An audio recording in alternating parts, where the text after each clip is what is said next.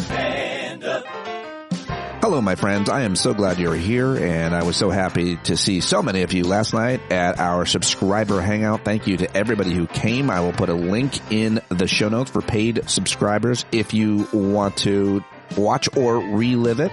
I am going to get right to my guest today. It's Celeste Headlee. She is one of our favorites of all time. She is now actually a professor. She's an academic now at Morgan State University in Maryland. And of course, she is a longtime journalist and author who has had a very impressive career. One of the most impressive journalists I know out there. And I've been listening and talking to her for years now. You should get all of her books, including Speaking of Race, We Need to Talk, and Do Nothing. Support her and follow her on Instagram and Facebook and everywhere else. Her website is CelesteHeadlee.com. We covered all the latest. I always love to get her perspective. You can watch this if you want. We were live on YouTube.com/StandUpWithPete. And remember, I can't do any of these daily podcasts without your support. Patreon.com/PeteDominic. This show is ad-free, and I only am able to do it with your paid support. Go get a subscription now. Patreon.com/PeteDominic. Okay, let's do it right now with the always awesome Celeste Headlee. Look who it is. Surprise, surprise. I did tell people who are subscribers or on our Discord platform, heads up, it's the great, the one, the only Celeste Headlee at 3:30, Professor Headlee, because now she's a hoity-toity academic. And congratulations. How's it going, Professor? Thank you for joining me today. It's good. I was always hoity-toity. That's the first thing people say about me is how fancy I am. Yeah. But now I'm a hoity-toity academic. Yeah. Things are going fine. It's a bureaucracy. I'm at Morgan State. It's the third largest HBCU in the country. It is the largest urban university in Maryland, just to give some of our creds.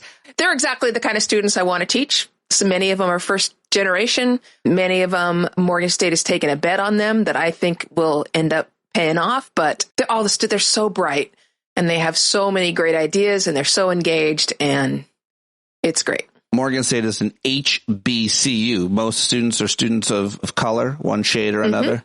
Yep. Are there any white kids at HBCUs ever?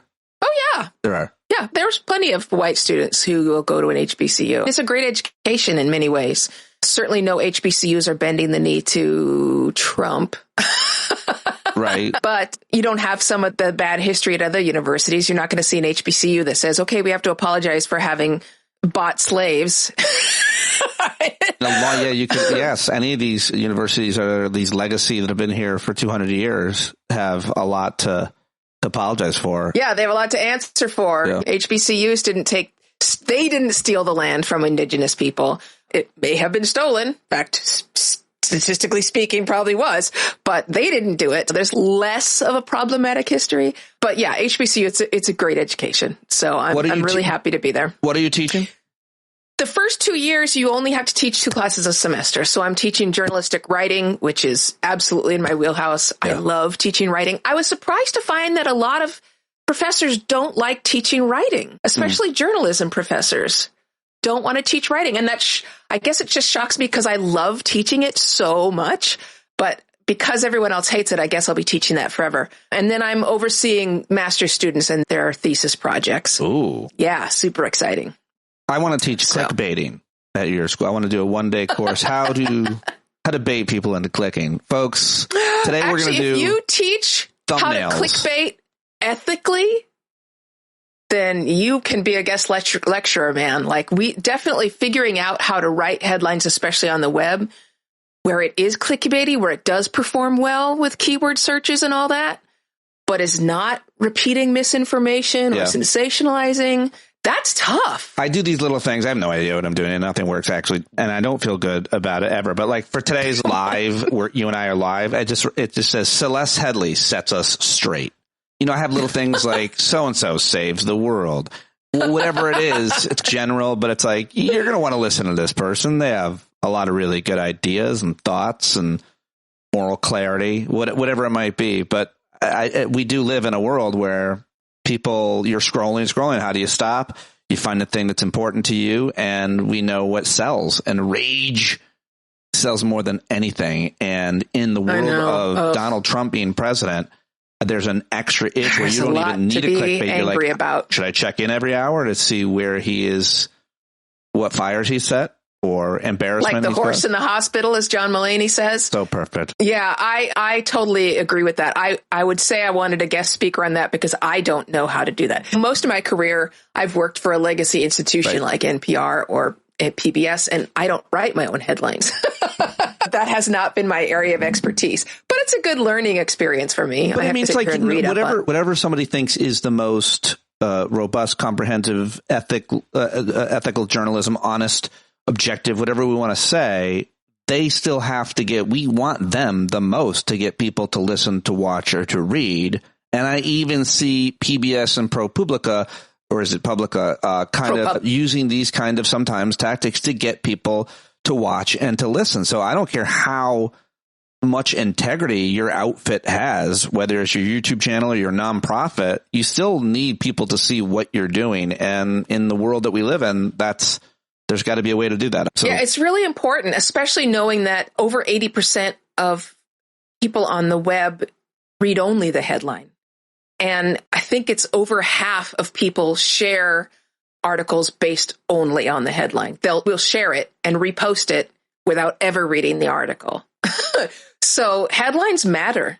They matter more than I, as a journalist, wish that they mattered. But they do. And rather than argue with the west wind, we just need to put on our overcoats and move forward. If only PBS NewsHour would have a really angry picture of Jeff Bennett. Jeff Bennett, PBS NewsHour, Jeff Bennett rages against Treasury Secretary Scott Bessent. And then it's like a normal Jeff Bennett PBS NewsHour interview. Good evening. This is PBS NewsHour. No one's raging. I don't like this. Yeah, in the chat, our friend Kim says, if there's no one watching it, listening to it, does it matter what you say? Welcome to my podcast, everybody. Thank you. Come on now. No, we've got just enough. We've got just enough. We keep going. And I'm very happy to have you joining us today because there's so many things that I wanted to talk to you about since we're talking about journalism a little bit. We always have a state of journalism. We can pick a topic or an outlet or a news item with Celeste and talk about it. Obviously, big story yesterday. The Washington Post, the once great newspaper outfit, has laid off so many people from sports, from international reporting. And I guess this is where we're going with pretty much every major news media outlet. Everything's being reinvented, but it's just so easy to say a billionaire bought it and he should do what's in the public's interest and fund it the way it needs to be funded. But what are your thoughts about what has happened to the Washington Post, this news yesterday, and all these journalists out of a job? Yeah, I guess democracy dies in darkness wasn't so much a motto as it was just telling what was going to happen. I have said it before and I'll say it again until I'm blue in the face. News needs to be nonprofit. It's only been relatively recently that we have decided that the news needs to also always turn a profit and is not accountable to any regulations whatsoever. We used to have the fairness doctrine. It was an imperfect law at best, but at least it was something. So news needs to be nonprofit. We cannot be choosing what is newsworthy based on how many clicks it gets. We can't. And people shrug their shoulders and say, that's where people want to read. That's crap. I can't even tell you how many times I have heard from public radio listeners that they heard a promotion or a teaser for Fresh Air in particular. This seems to happen with Fresh Air a lot, where they'll hear a promotion and they'll be like, I don't care about that at all. They're talking about something and then they'll just happen to listen in and they get hooked. Sometimes we're surprised by the things that we care about. And we should be. There's so much in the world we don't know about, and we should be surprised all the fucking time. Because if we're not surprised, it means we're not learning. And to allow the newsworthiness of an item to be based on how much profit it generates, based on how many clicks it gets, and therefore how many ads you can sell, means that anything that's happening to a small number of people is no longer worth covering. And that's unethical, it's irresponsible, and it's inhumane. I actually don't care about things that happen to a small amount of people. Depends. They don't care about you, Pete. Oh, that's not true. They told me they did. That small amount.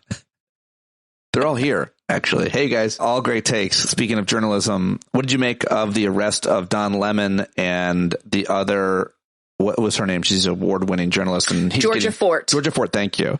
And my quick hot take is this reminds me a lot of what the regime did to Jimmy Kimmel, and it backfired big time. And so he tried to silence Kimmel, and he became more powerful and had more viewers than ever before. He tries to silence Don Lemon, who I've never been a fan of. Don Lemon now has twice as many viewers, subscribers, will be making way more money. And he's been elevated in such a huge way. He was on Kimmel. Kimmel used to always make fun of him, and now he's like on the shows that make fun of him. So meaning he tries to silence a comedian, he tries to silence a journalist, and he makes them more powerful than ever before. And that is my hot take. Yeah, I would agree with so much of what you just said. I am also not a fan of Don Lemon's. Georgia Fort is an outstanding reporter. Local public, interest journalist in Minneapolis. Yeah. Yes. And hard to make money. It doesn't matter if I like Don Lemon or not. It obviously doesn't matter. Look, I've said this before. The press is the only industry that is specifically protected in the Constitution. And I asked my students to think about this. They didn't have an answer, but I'll ask your listeners. Why is it that the press is specifically mentioned in the Constitution? Because they could have just left it by protecting free speech. That would have included the press, right? They could have just left it like that. But the founders specifically mentioned the press, and they did it on purpose. It was intentional. So we have to ask ourselves why that is, rather than just saying that news coverage is part of free speech. And news coverage is so crucial to our democracy. And I'm not talking about all the people who are calling themselves journalists. I would dare to say, and this is my hot take, that probably a majority of the people who call themselves journalists are not professional journalists. If you are not accountable for the accuracy of your reporting, if you're not accountable for being fair, not objective, but fair, if you are not held accountable when you get something wrong, when you misquote someone, if you do not follow a set of ethics, such as I do, I have the Society of Professional Journalists, their ethical code, the code of conduct, printed out pretty much next to every computer that I own, then you're not a professional journalist. And that's okay. There's room and there's need for citizen journalists, for amateur journalists, for all those things. But if you're going to call yourself a journalist, then you have to abide by the standards. You can't take that title to yourself and completely eschew all of the strictures and limitations that are put upon us by our professional industry. And journalists are crucial to the health of our democracy. What do you make of these? Sorry, you weren't done. No, it's okay. I was just going to say that, ironically, that motto, democracy dies in darkness, is a pretty good statement of the importance of journalism. It's too bad that Bezos had no intention of sticking by it or had no understanding of it, but it actually is a pretty good description. Should mention the other journalist. Say her name again. Georgia Fort. Georgia Fort. I'm going to write it down. She also got like way more listeners and paying subscribers. I heard her say it on Rachel Maddow's show. So again, just back to my point, which was the less important one, because you made a whole bunch of other really important points about what the rules should be and following those rules until you call yourself a journalist. What do you make of all these people who are really just on Threads or Twitter or a social media platform and just telling you what's breaking? This guy, Aaron Parnas, gets a lot of criticism from people who I respect. And I don't know what he calls himself. I don't know if he's doing damage or if it's just bad to be constantly lifting. And people say he doesn't credit the outlets. I don't really have a strong opinion on him because he doesn't seem to be misreporting things the way some others do. But there's other people like Yashar Ali. I don't know if he's ever been employed anywhere or where his credibility lies. But a lot of people, and I don't mean to just call them out, but they're just on social media almost exclusively. And they might be doing a podcast or something else, but they're just constantly, quote, reporting. What do you make of that? Is it good, bad? They're not reporting. That's the same as a pundit. This is nothing against Aaron Parnas. I don't know him. He was a lawyer, I know. But the last time I looked him up, the first thing it said about him was that he was an American journalist. I think it said American journalist based on TikTok. And someone else is going to Google search him and tell me that I'm wrong. Totally okay. He's not a journalist. And this is one of the things where it's really dangerous to give people that title. I'm not saying that it should only be awarded to certain people. It's not some honor. It's a descriptive title. And he's a pundit, essentially. And that's okay. That's 100% okay. He was also a political strategist, I believe. So a journalist is at least going for fairness. They're not going to show you only the news items that agree with their personal point of view. Right. But somebody like Aaron Parnas is, and that's okay. But they're not helping us rebuild the credibility of journalism.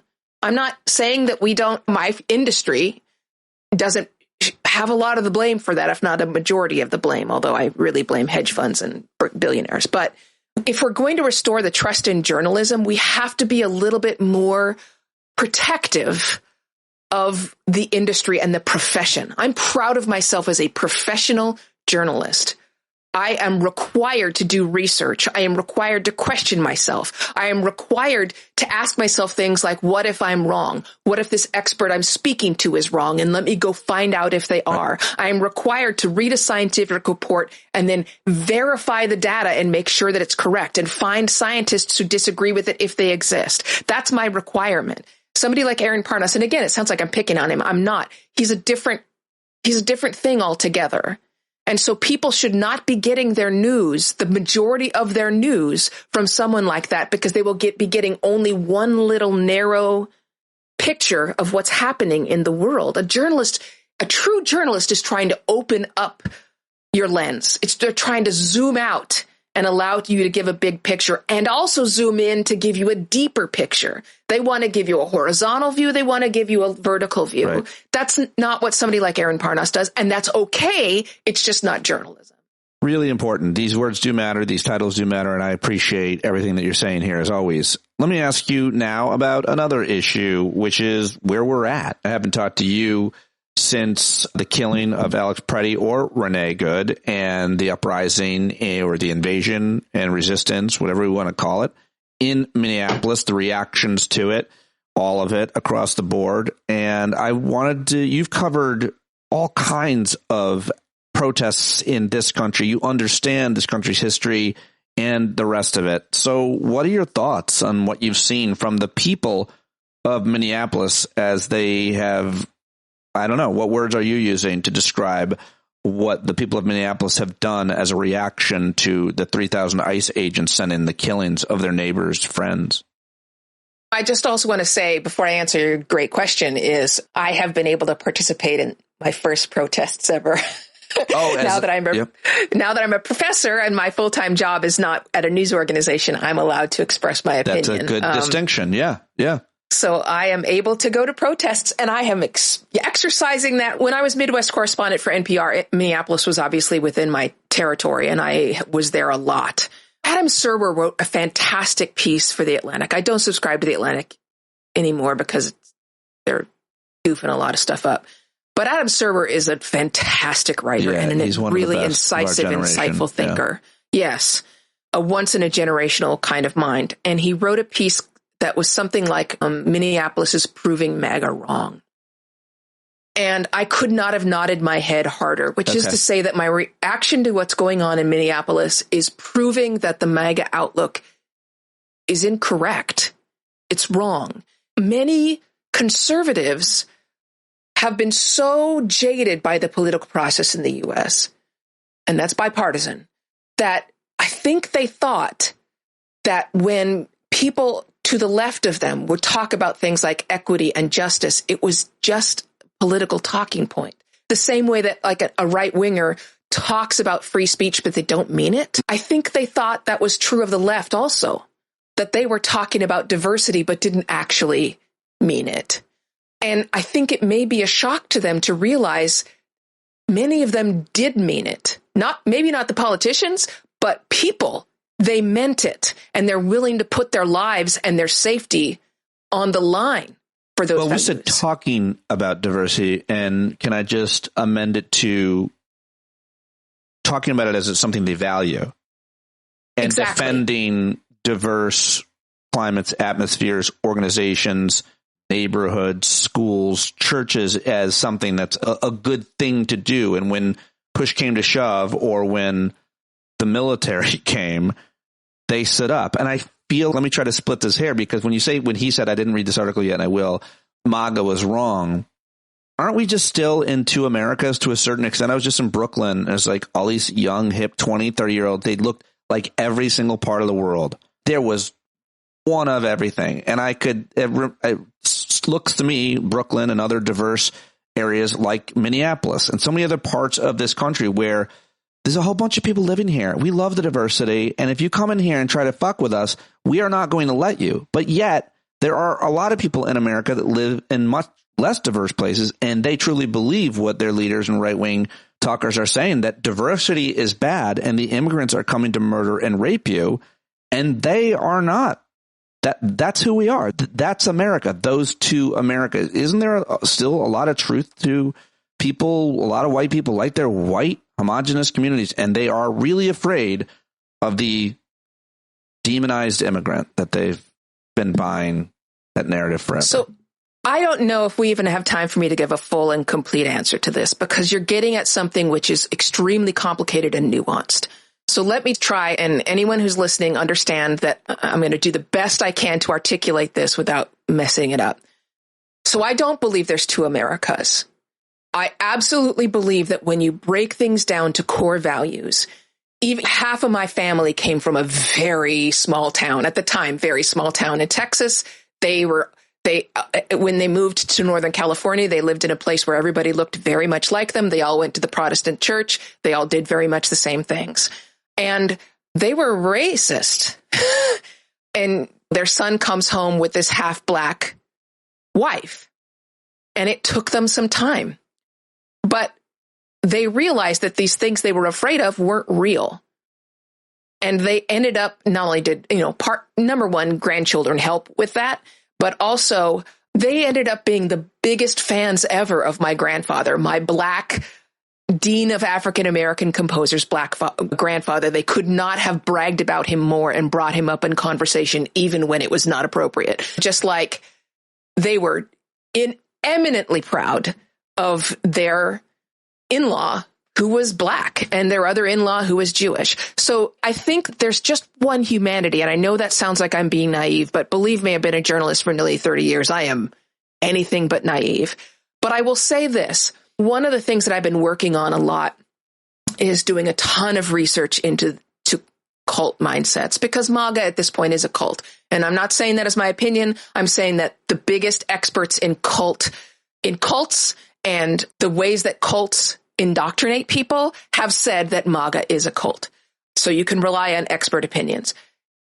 I don't think people realize. I think people think that you have to be stupid to fall prey to a cult. That it won't happen to you because you're smart and you know better.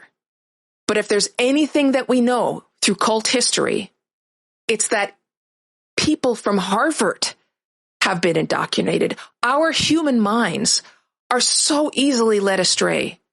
That's not a bug, it's a feature. It's part of who we are, that we are programmed to trust. We are programmed to make connections with the people who are standing in front of us. We are programmed to respond to common experiences, to stories that pull on our sympathy and our empathy. That's what we're programmed to do, and I think it's a beautiful part of humanity. Unfortunately, it makes us very vulnerable to the people who will use the very best qualities of humanity against us and weaponize our own empathy and weaponize our own curiosity and our desire to help. And I am not in any way, shape, or form making excuses for anybody, not for their voting record, not for their behavior. There is a difference, though, between those who say reprehensible things and are not in a position of power to influence others, and those who do reprehensible things. There is a difference. One of those is eminently redeemable, and one of them is a much tougher sell. So I will say I don't think there's two Americas. I think there are Americans who have the benefit of being around different kinds of people all the time, and therefore their fear has been lessened. They are less prone, right. They are less vulnerable to those who would weaponize it, yes. And there are those who do not. Yes. Just to add to the argument or the theory that MAGA is a cult, as soon as you said that, I immediately think of just the right-wing media echo chamber as creating that cult, and there's a lot of scholarly studies of these people. We know they're our generation. Our parents were fairly moderate. They weren't that political. But then every day, Rush Limbaugh got to them. And then every day, Bill O'Reilly got to them. And then every night, Fox News got to them. And the formula that Roger Ailes especially came up with was not just his, right? And Rush came up with is to constantly scare you and keep you scared and tell you things that weren't happening. And I've always felt like a certain amount of compassion, or a lot of compassion really, for people who believe and are scared of things that aren't happening, but then not scared, Celeste, of the things that are happening. Like they really thought that the election was stolen, and they really don't believe in climate change and vaccines. I wish that climate change wasn't real, or the scientific consensus around that, but they are led to believe this through their media. And that does not happen on the left to the same degree around a whole bunch of issues. It's very hard to make people, the rest of us will say, it's not even the left or right. If once you start listening and believing these guys from Rush to O'Reilly to Tucker Carlson, who are all doing the same bit, and as a comedian who's transformed into whatever I am in media, I'm always so cognizant of what they're doing because it's so hacky and unoriginal, and they're just trying to scare you of the immigrant who's going to come and rape and murder you. And I'll never forget my friend S.E. Cupp and I having this really big argument about statistic versus what people feel. And I said, the community I live in is the safest community in New York, and people are terrified of crime. There is no crime. It's the best place in the country to be a cop, by the way. They're making like $250,000, and there's a very little crime. And she said, it's about how people feel. But the only reason why people feel that way is because somebody is yelling every day on the radio and TV that this is how you should feel. And that's the end of my rant or reaction. Yeah, they're weaponized. And it's not even a rant. You're just telling the truth. Kevin Morris, researcher, just reposted today. He's really great. He and Ian Shapiro, I think, two scientists, political scientists, who last year published a study that was about how racial resentment primes Americans, white Americans, to believe that elections are fraudulent. And even if you want to skip the part in the middle, that's all the data and how they did the math, I strongly recommend reading studies like this because, first of all, they wrote it and it's readable, which is rare. But they say that white Americans have a dilemma in front of them, right? They really believe in electoral democracy. And also that democracy has really benefited them, right? So they're committed to this idea of elections and democracy. But as non-white people begin to gain political power, that means elections will be less beneficial for them. And these scientists have evidence that the narratives of fraud in elections actually give white Americans an out. They can reject some democratic outcomes, but remain committed to democracy, the ideal of democracy. So they say beliefs in fraud are going to be separated out by race, which is stunning, right? Whether you believe in fraud in elections or not will depend on your race. That, to me, it doesn't make any logical sense. It's not logical. So there is so much out there that tells us that we fucked up in Reconstruction. We had an opportunity to remake America. And frankly, if Abraham Lincoln had never been shot, as he's flawed like any other human being, but you can see over the course of his career how much he learned and kept his mind open. And that is rare for somebody in power like a president. If he had never been shot, if Johnson had never gotten in there, if we hadn't fucked up Reconstruction so badly, if we'd actually held people accountable for committing treason against their own country, we would not be here right now.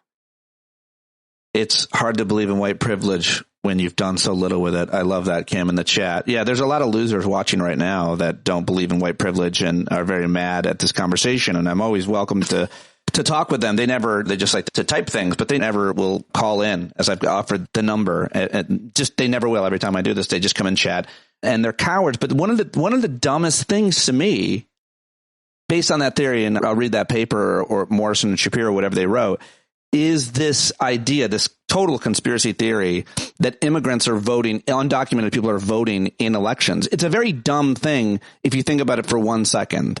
But also, there's just no proof of it. If it were the case, there would be proof. And when there is like a few ballots or votes, it's almost always an accident.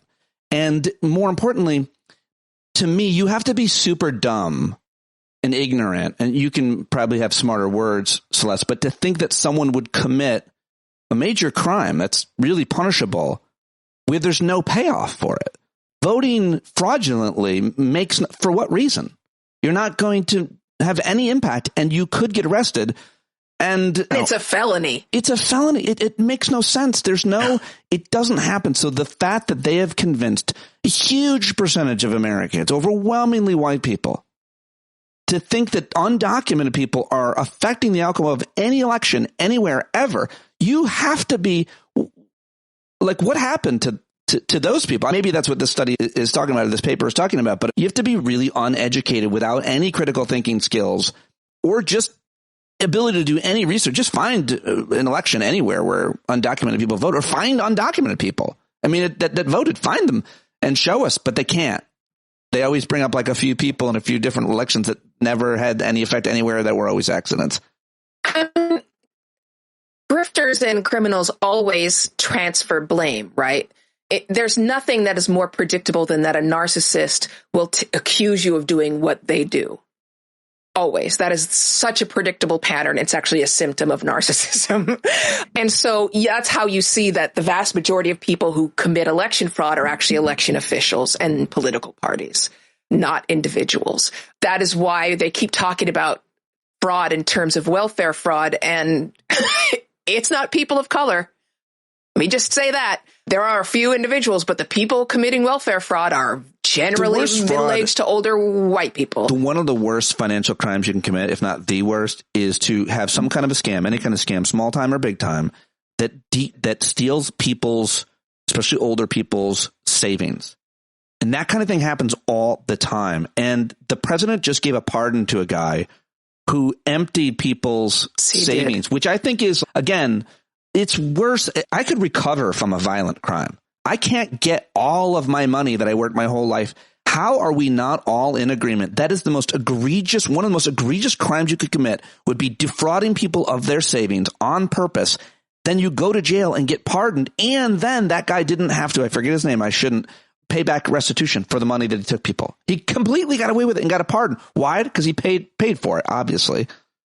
Yeah, and that's happening all over the place. I can think of a worse crime, which is trafficking girls, children, for sex. Isn't that terrible? And the EU is right now at this moment, actively dumping and ruining the careers of any European who is found in the Epstein papers, and yet absolutely no repercussions for people in the United States. I didn't follow that. That's something about the Prime Minister of the UK, Keir Starmer, having, and obviously Prince Andrew, or formerly Prince Andrew, but I didn't realize that the EU is holding accountable people who have. I don't think the EU as a body is, but member nations are. Great. They're disappearing them from public life. Not disappearing. That sounds like they're being killed. No, they're losing all their credibility and credentials, which is still not the worst thing in the world. It's not, absolutely, but they still work at McDonald's. Yeah. Go ahead. So, yeah, I think that, I mean, there's so much here, and I think that it is adding to people's frustrations. It truly feels at this point that that the only people who can get ahead are those who are very wealthy, and that there are no repercussions for them. I totally sympathize with that feeling, and I understand it. I also don't think, I haven't seen evidence that people are ready to give up and give in, even despite how frustrating all of this is. I think that we've seen things. Liam, the adorable little boy in the blue hat that they just brought home, I've just forgotten it. Liam Ramos, in his blue bunny hat, 5 years old, deported, sent away, and it was public pressure, unceasing public pressure. That means he is now home with his father. There are victories happening. And I have become a connoisseur of irate, spicy judges' rulings. Oh, really? This is because it's somewhat new, right? Like, you've been covering these issues for a long time. To see a judge be so emotional, and judges' lawyers are usually pretty good writers in their rulings, is new, unprecedented. Sorry if you're hearing dog barking. That is the cleaning crew arriving and my dog being a butt. Samus, come here. Come here. Lie down. Oh, what a good dog listening. Oh. Good girl. Anyhow, I have started to I devour them. I read them 2 and 3 times. I go onto Blue Sky and quote everything in there, that all these little things. I just was today, because I read all the law blogs, and I was reading Law Dork, and they put up this transcript of a recent hearing between Judge Blackwell in Minneapolis and the government's lawyer. And it was just incredible, especially what the government attorney was saying. She said at one point, I'm just trying to make sure the agency understands how important it is to comply with court orders, which they have not done in the past, or they're not doing now.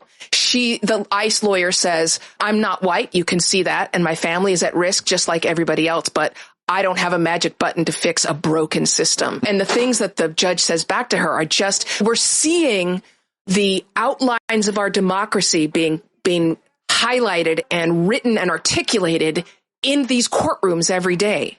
One of the judge's questions is, look, what do we do if a judge can't get his orders followed? What happens then?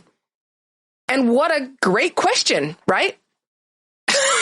So there are really good things happening, and many of the people writing the most vehement opinions are conservative judges. That's right. Who are appointed by people like Reagan and George Bush 1 and 2. I highly recommend it. If you need a boost. Yeah. Are you ever sharing those and with comments or anything anywhere?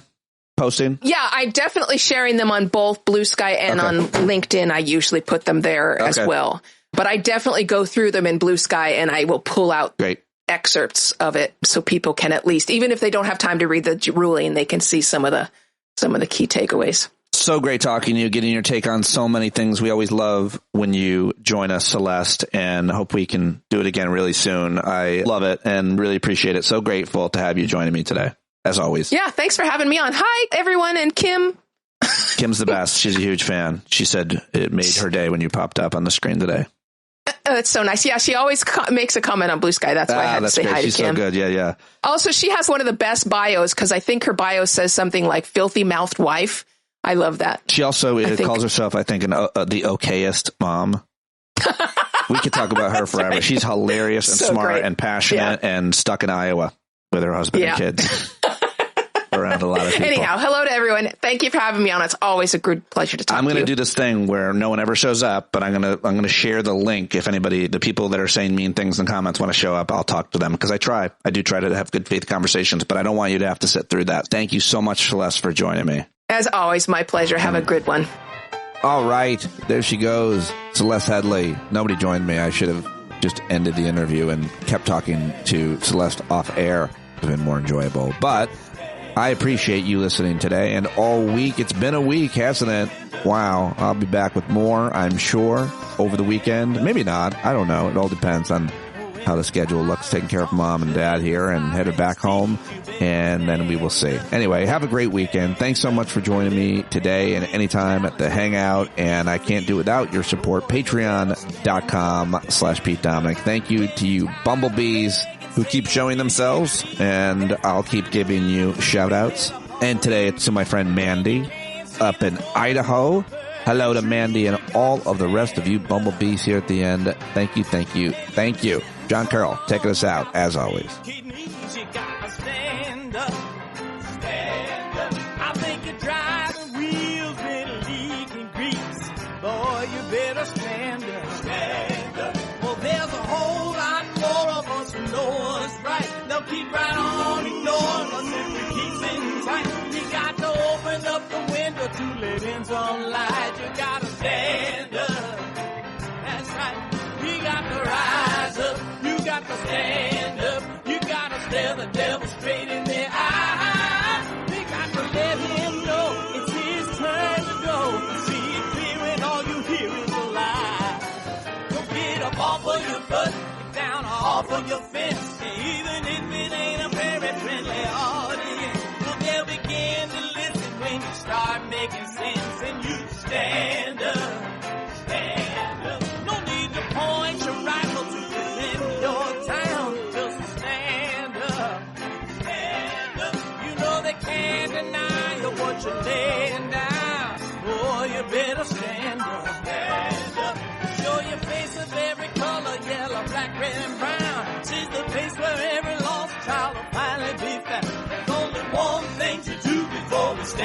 ground, and then stand up, stand up. Well, the founding fathers saw a land for all. They had to stand up, they had to stand up. They had a keen imagination for a crystal ball, drawing all the plans of a stand up. But all they had to go on was the time they were in, with other causes for laws, and since they weren't even sin, they knew that change was gonna come before the change could begin. They had to stand up. Alright, they had to stand up. We got to stand up. We got to look the devil square in the eye. We gotta let him know it's his time to go, and make it clear when all we hear is a lie. Why you lying awake wondering where the money all went? It'll be the cost of freedom that'll go unspent. You can see him flee the scene of that experiment if you stand up. Alright, we got to speak up, we got to reach up, and raise your voice in every way you know how. Don't be toes up, you got to show up. Ain't no better time to do it but now. No need to pledge allegiance to no wanton tribe. Rise up, show obedience to the voice inside, and listen well and it'll tell you not to run